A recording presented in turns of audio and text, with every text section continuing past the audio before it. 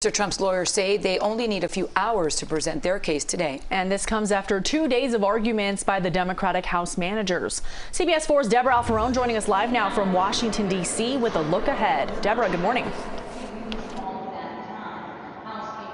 Good morning, Francis and Maribel. It is likely we're going to hear the two words First Amendment a lot today, because we're hearing that Mr. Trump's lawyers will be arguing that January 6th speech, that fiery speech, was free speech. But the House managers, who are essentially the prosecution, they've already tried to flip that argument.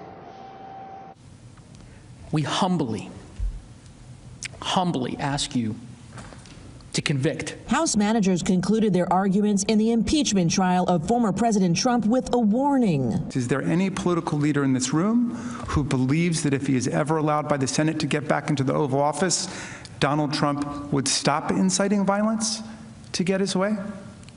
Would you bet the lives of more police officers on that?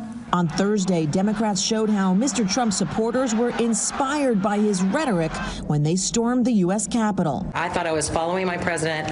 I thought I was following what we were called to do. In that powder keg that he had created, he struck a match and he aimed it straight at this building.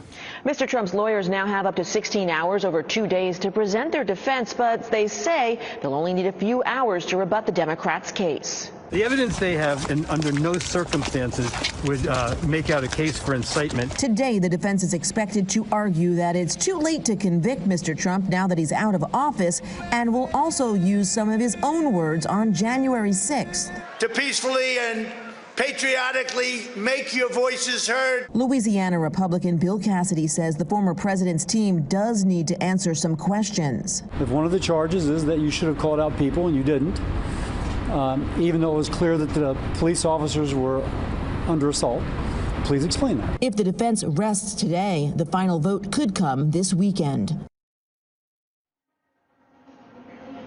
Prosecution has a tall and tough mountain to climb. They need 17 Republican votes in order to convict the former president, and it's not looking likely. Francis and Maribel.